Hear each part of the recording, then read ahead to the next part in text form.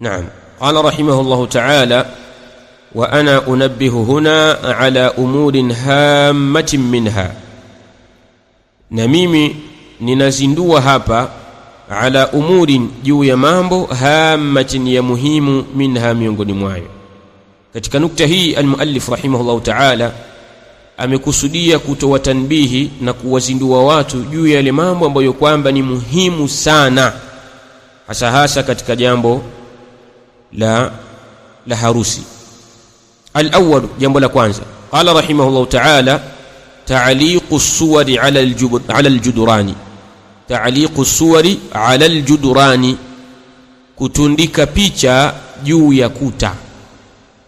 Unaweza kukuta chumba cha bibi harusi kimejaa mapicha. Hapa kuna picha ya msanii fulani, hapa kuna picha sijui ya nani, hapa kuna picha ya nani.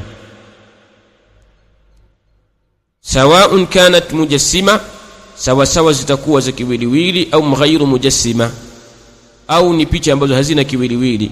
Laha dhillun, ni za kivuli, au la dhilla laha, au ni picha ambazo hazina kivuli. Yadawiyatan, sawa zitakuwa ni zimechorwa kwa mkono, au fotografia, au zitakuwa ni picha za fotografi. Fa inna dhalika kullahu la yajuzu, hakika yake hilo jambo, hayo yote hayo tuliyataja hapo, kullahu la yajuzu, yote hayafai.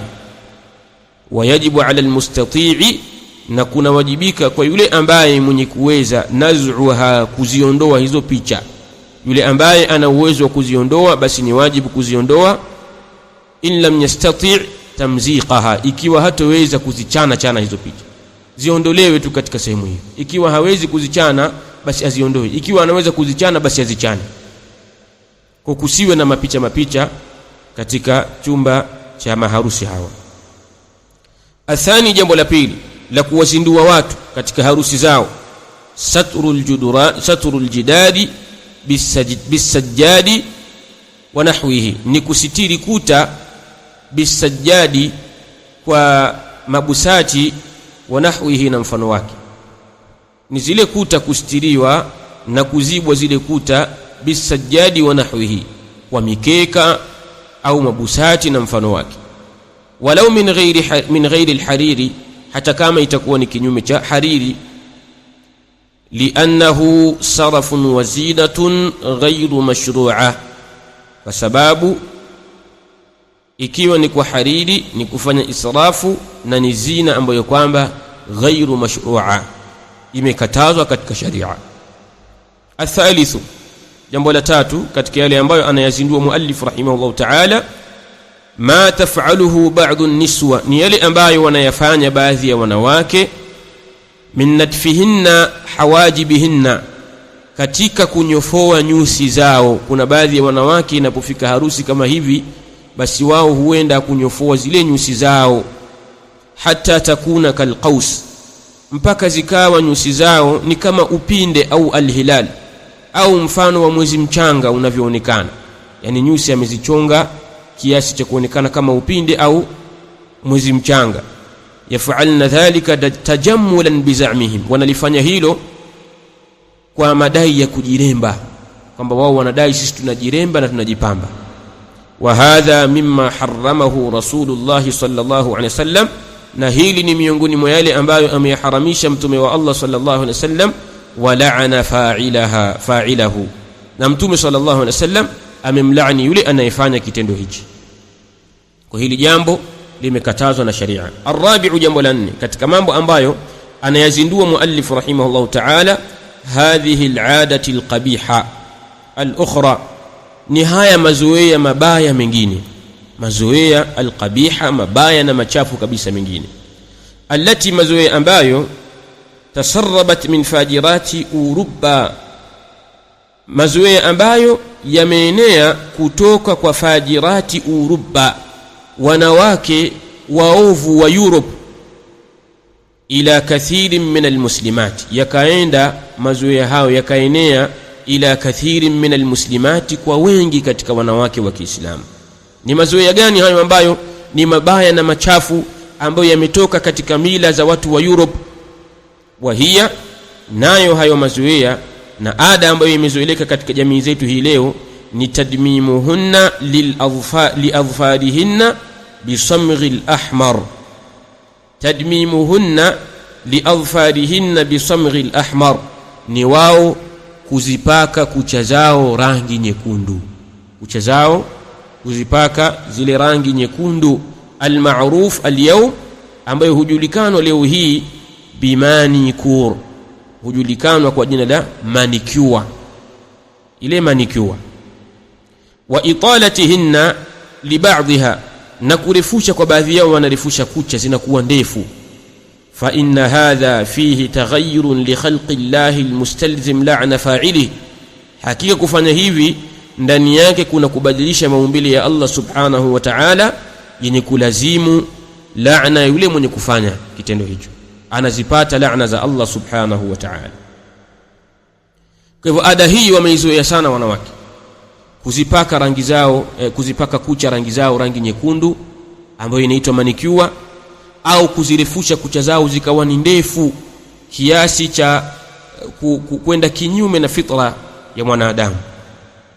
Kufanya hivi, anasema muallif, ni kwenda kinyume na kubadilisha maumbile ya Allah subhanahu wa ta'ala, kubadilisha ambako kuna lazimu kupata laana za Allah subhanahu wa ta'ala. Alkhamisu, jambo la 5 ambalo analizindua muallif rahimahullah ta'ala, anasema mabtuliya bihi aktharu rijal, ni yale ambayo wametahiniwa nayo wengi katika waume.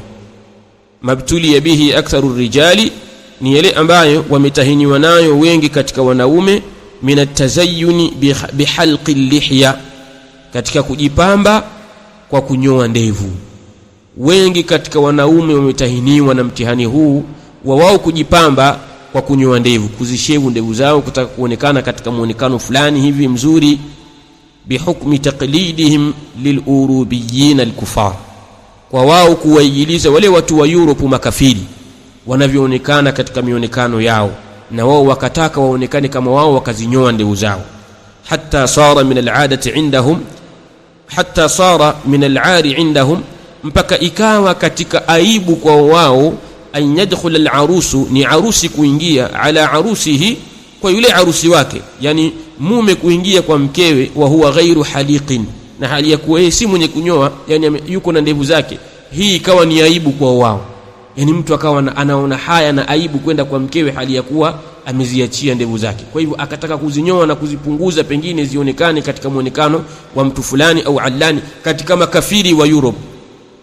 Wa fi dhalika iddatu mukhalafati, na katika hili kuna mikhalafa mingi. Mukhalafa wa kwanza, taghyiru khalqi llahi, ni kubadilisha maumbile ya Allah subhanahu wa ta'ala.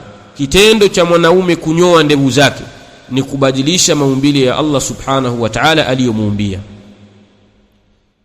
Jambo la pili katika mukhalafa unaopatikana kwenye hili ni mukhalafatu amrihi sallallahu alayhi wasallam, ni kukhalifu amri yake mtume sallallahu alayhi wasallam aliyowaambia wanaume, khalifu almajus wa khalifuni wa majusi, au khalifu alyahuda wa khalifuni mayahudi, kwa ninyi kuziachia ndevu zenu na kuyapunguza masharubu.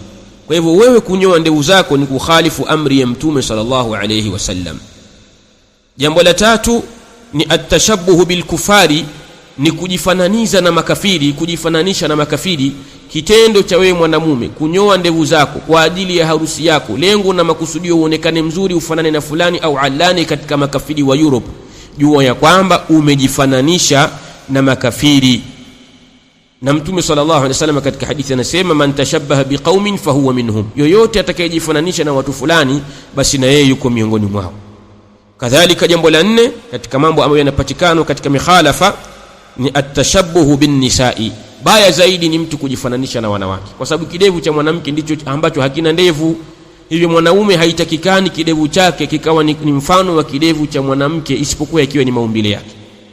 Yeye kitendo cha kunyoa, akanyoa ndevu zake, basi atakuwa amejifananisha na wanawake. Na mtume sallallahu alaihi wasallam amelikataza jambo hili la mwanaume kujifananisha na mwanamke, bali kuna laana juu yake. Mtume sallallahu alaihi wasallam amewalaani wale ambao ni wanaume wenye kujifananisha na wanawake, na wanawake wenye kujifananisha na wanaume. As-sadis wal akhir, jambo la 6 na la mwisho ambalo amekusudia kulizindua muallif rahimahullah ta'ala, ni lubsu ba'dhi ar-rijali, ni kuvaa baadhi ya waume khatama adh-dhahabi, kuvaa pete za dhahabu, alladhi yusammunahu, pete ambayo wanaiita wao bi khatamil khitba, wanaita kuwa ni nini? Khatamil khitba, wanaita ni engagement ring, pete ya uchumba, wanaita pete ya uchumba. Fahadha fihi min taqlidi al-kufari aidha, katika hili ndani yake vile vile kuna kuwaigiliza makafiri vile vile. Lianna hadhihi al-aada, kwa sababu ada hii na mazoea haya, sarat ilaihim min an-nasara, imewafikia wao kutoka kwa manasara. Hawa waislamu ambao wanafalishana pete za uchumba, hawa waislamu ambao wameingia ada hii na mazoea haya, ni ada ambayo imewafikia wao kutoka kwa manasara. ثم قال المؤلف رحمه الله تعالى وجوب إحسان عشرة الزوجة. katika kipengele hichi cha mwisho cha kuzindua na kutoa tanbihi, ameongeza kipengele cha uwajibu wa kufanya uzuri matengamano ya mke, yani mume kutengamana vizuri na mkewe, kuishi naye katika maisha mazuri, na hili ni jambo amelitaja ala alwujub, katika uwajibu.